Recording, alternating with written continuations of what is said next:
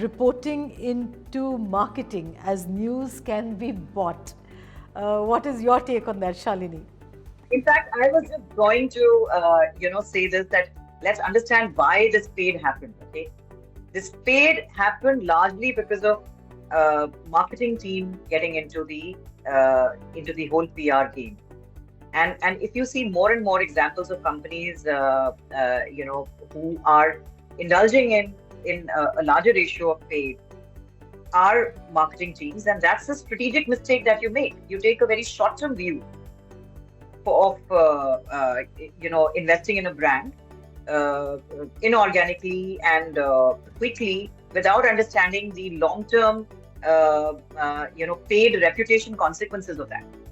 And therefore, absolutely not. In fact, I suggest that marketing should report into communications in certain functions that I've been in. In fact, communication people, the integrated communication teams had marketing teams of locations reporting into them. Tata Power was one example. So was, or independently, both report into CEOs, which was the case in ACC and Ambuja. And here in RPG, where we are an independent entity.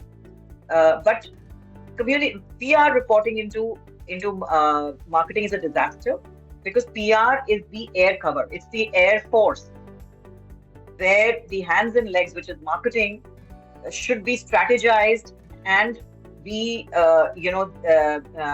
looking up to them on what could be a higher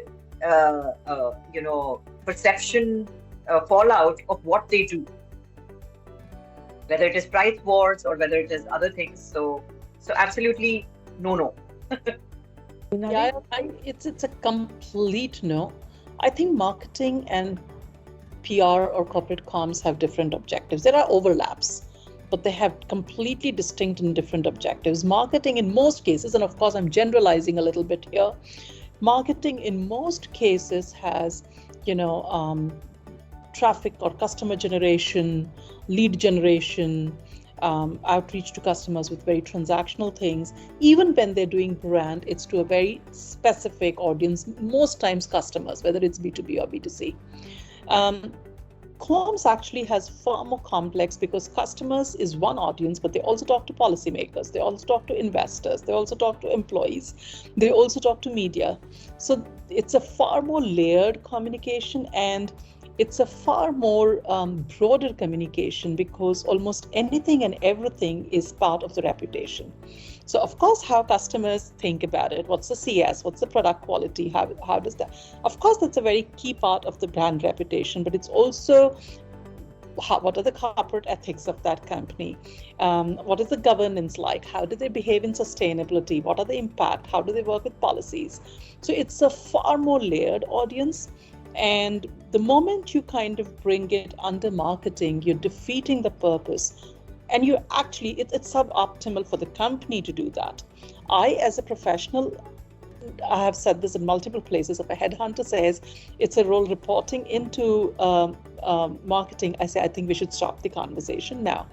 But beyond that, it's suboptimal for the company, because you're limiting the advantages and benefits that you can actually fully derive from comms if you do that limiting. It is a CEO kind of a level reporting that it has to be. So then both of you agree comms should be reporting into the CEO? Yes. Oh, absolutely.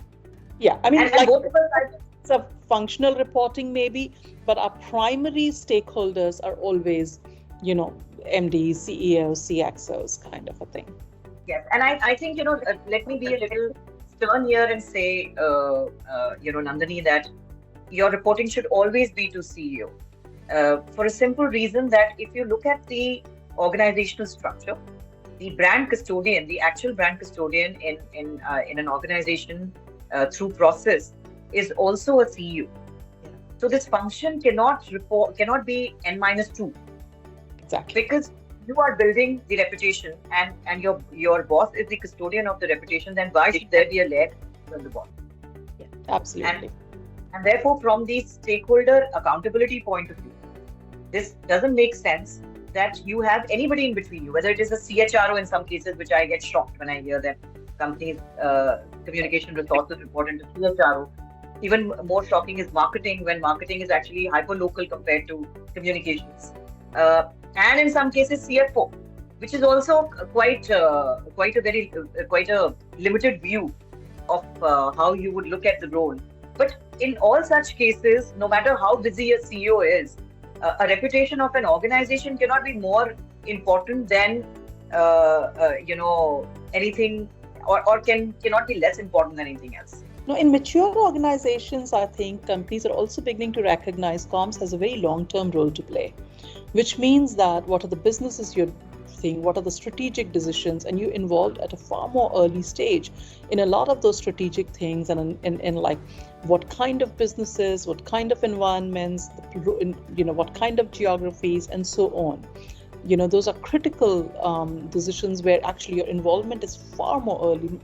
In most cases, marketing is involved more in very product or service kind of offering kind of things, and not at that level in most cases. Again, I'm generalizing very broadly, but yeah, I think it's really like comms is a far more long-term perspective.